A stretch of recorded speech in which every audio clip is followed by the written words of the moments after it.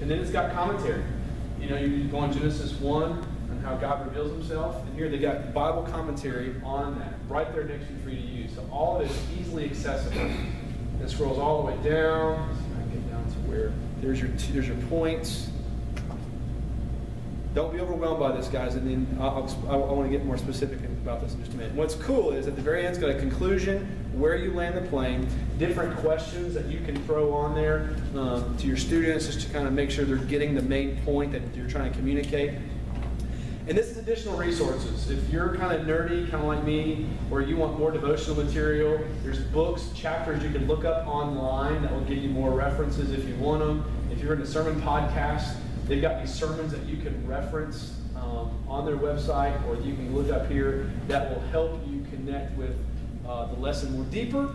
And then what's cool is this is just random tip of the week. They give you something just to try to make you a better teacher. And the tip this week is just arrive early. Simple, plain, an easy commentary to make. Say, hey, this is a good thing because it's going to be prepared, get the room ready, make sure you're prayed up, ready to go to deal with whatever comes your way. So, good commentary. I like the layout of this. Any questions so far? I just talked a whole lot.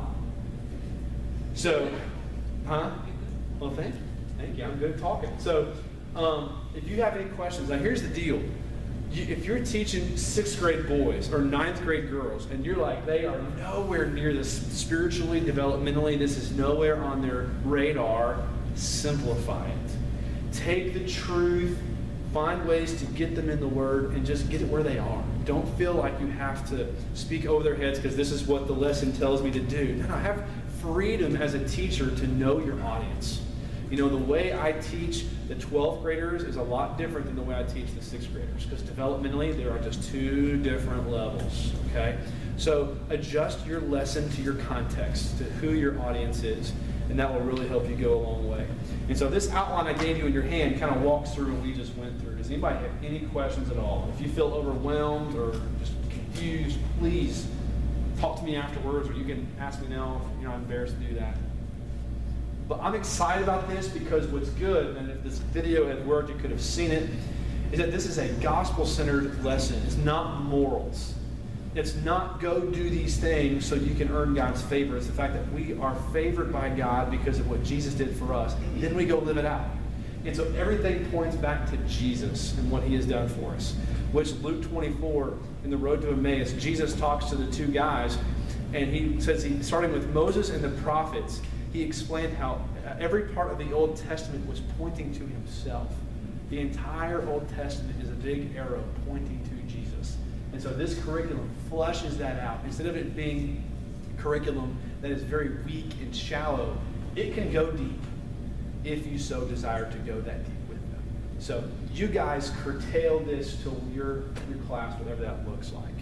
So if you have any questions, please call me or email me and say, I'm just not getting it. Or if you need tips, say, listen, my class just isn't getting this. I must be a terrible teacher.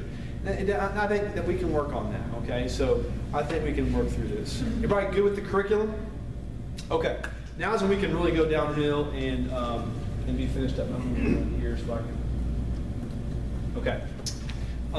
Let's move through this next part fairly quickly, make sure we're all on the same page and answer any questions. The primary purpose of small groups, which you guys are going to do on Sunday mornings, is 2 things: accountability and application of the Word. Okay, accountability is challenging the students to grow closer to Jesus, and that happens with relationships. It takes time to develop those meaningful relationships. It takes a while for students to trust you, because here's reality, and it's a cliche, but it's true. They don't care how much you know until they know that you care. To say, listen, I care about you, I love you, I'm going to invest in you, they're going to eventually open up and be willing to, and the more they open up, the more they're giving you the right to be heard. It takes time. So if initially the first few months you're just not connecting, or they're just having a hard time, man, it takes time. But as you develop those relationships, they're going to be more and more open for you to teach and disciple them. And that's the point, is to develop that relationship for the purpose of accountability. Just to hold them accountable and say, man, how's your walk going? And you're all going to find that you have some of your students who don't know Jesus. There are some who are outside of Christ. They may have grown up in church their whole life. They may have been baptized. They may have prayed a prayer at a young age but don't understand the gospel. I know there are students in our student ministry who don't know Jesus. And so you have an incredible opportunity to be an evangelist, to develop that relationship, share Christ with them, and do that. And you get to do that through accountability, but also application of the Word. This is fulfilling the Great Commission. You're discipling them, teaching them the Word, investing in them, and pointing them back to Jesus, which is why we do this. And kind of see your class as your flock. This is your church that you're leading, so to speak, where you get to care and minister to them, where there's situations where if a student ends up in a hospital, I love how life group leaders and classes get there before the ministerial staff. I love that. What's been cool, it's just been in the past week seeing a family who has been hurt by the death of a husband, and the body of Christ just loving on them. And the ministerial staff, I mean, we do our part, but it's amazing how the greatest impact is happening from those who aren't paid. You guys get to do that. The students, they talk to me and are nice to me because I get paid to do it. I mean, you're a volunteer. That communicates. You guys have much greater influence than I do. So, I mean, just keep pouring and investing in them. So you're discipling them. They're your flock. And so your job is to teach them the Word, okay? You may not be great. And if you've got a middle schooler, they may not be open to a 1-hour Bible study, even though you've got an hour. You may have a good 10 to 15 minute window, and you may have to threaten them with a punch to the face if they don't sit down. And that's okay. No, it's not. Use wisdom. But it's just a challenge. But man, as they grow and as they develop, and I mean, Christy's talked about this with her 6th grade girls. At the beginning of the semester, nobody talked. Nobody. And now it's getting them to shut up. That's the trick, you know. It takes time to develop that relationship. And as they get comfortable with each other and comfortable with you, it takes time. But what's good is the older they get, the more deeper that they want to go. So those are the 2 purposes of small groups. How do we do that? There's 3 things I've got listed here: relationship, discipleship, and partnership. Relationship, man, you got to be connecting with them. It'd be good to connect with their parents. Hey, write them a card, call them up, and how you doing? Talk with mom and dad and say, here's who I am. I'm your child's Sunday school teacher. If you didn't know that, by the way. How can I be praying for you? How can I better minister to your student? You know, make those contacts. You build that relationship, and you're going to earn the right to be heard. Discipleship. Our goal is to get them in the Word, get them in the Bible. And it's hard when they don't bring them. So I would encourage your students to bring the Bible, okay? They bring it on their phone, that's right. And here's what I found is the free app on their phone is King James. When it comes time for them to read it, they can't even read it. They're like, thee, thou, and I'm like, really? So and I would encourage them, man, say, listen, I know it's on your Bible, on your phone, man, get the paper kind. You know, I don't want to be legalistic, don't hear that. Man, there's something about the smell of it, and the texture, and the growth that takes place, because research has shown that when people read something on a screen, they read in an F formation. They'll read the first line at the top, they'll scroll down the side looking for something important, they'll go halfway out in the middle, they'll scroll down the bottom, and then they're finished. That's what the research is showing, the eye patterns of the way people are reading online. And the students are being trained that way with it. The problem is you can't read the Word that way. You have to go word by word and try and dissect it. And there's things that you miss if you read in an F formation. So I'm sort of against an online reader, a phone Bible. It's a good thing. I think it can redeem the time. I think having something in your hand that you can use is good. Now, you don't want to threaten them. Don't be so legalistic that they hate you and they hate coming. Okay? The win is not that necessarily they bring the Bible, it's the fact that they want to bring their Bible, that they love what's in it. So walk in wisdom. Don't become somebody who's so just, whether they just don't like you. And so walk in wisdom on that. But partner with mom and dad, connect with them. I know as a dad, I want to make sure that those who are discipling my kids, in addition to me, aren't heretics. And so I want them to partner with me and to know, I want to make sure we're on the same page. And so when the boys come home on Sunday morning, I learn very quickly what they learned in Sunday school. And I want to find out, man, what are you learning? And I want to add to what's happening in there. You guys make sure you do that. Try and connect with mom and dad and say, listen, here's what we're going through. Here's the lessons. You can send them an email with all of these lessons on and say, here's what we're going to be talking about. Do some good stuff you can send to them. So, everybody good so far? Good, good. We're going to keep chopping away at this. Turn it over on your page. and we'll go through ideas on how to make a class effective. I'd encourage you to get your class and you guys go serve together, especially high school students. If you all want to look into doing this, but go not good. We got to find ways to give them ownership in ministry. So find ways to make that happen on Sunday morning. But I don't want to do it every week, but maybe once a month, once every 6 weeks. Find time to make that connection where they can serve within the church.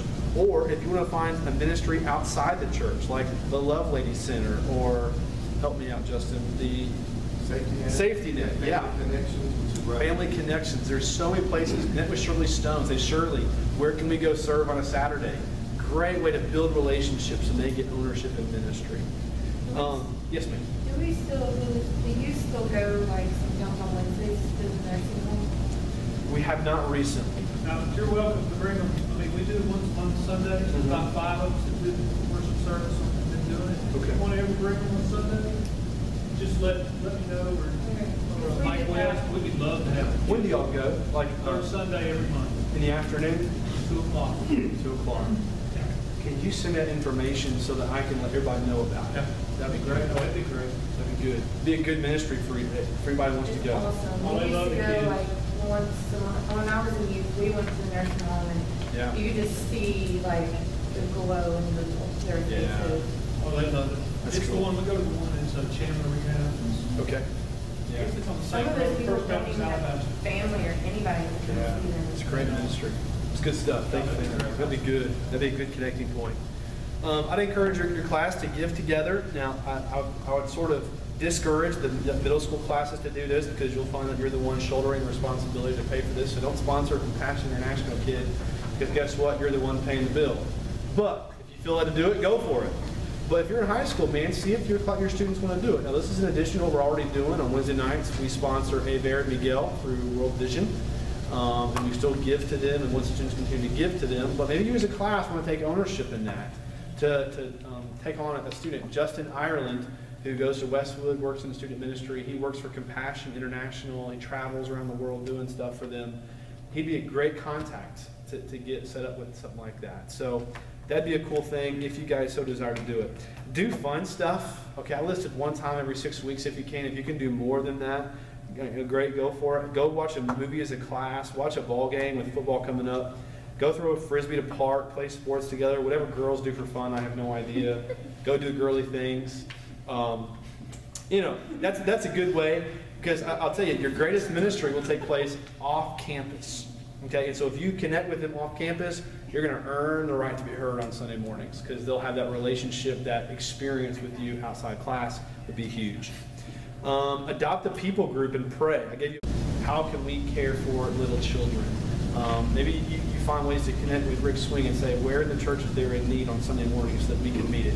I love how the 9th grade, is it 9th grade guys, 10th grade, now 10th grade guys, they're helping out with the offering on Sunday mornings. They'll leave class, go help with the offering, come back, get in the Word, pour into it. They're finding ways to serve. Find ways to connect with Calera and Montevallo if you're in the older age groups where they can maybe drive themselves and mom and dad are okay with that. Find ways to serve as a group. Here's reality. Less than 12% of our students are serving. That's not good. We got to find ways to give them ownership in ministry. So find ways to make that happen on Sunday morning. But I don't want to do it every week, but maybe once a month, once every 6 weeks. Find time to make that connection where they can serve within the church.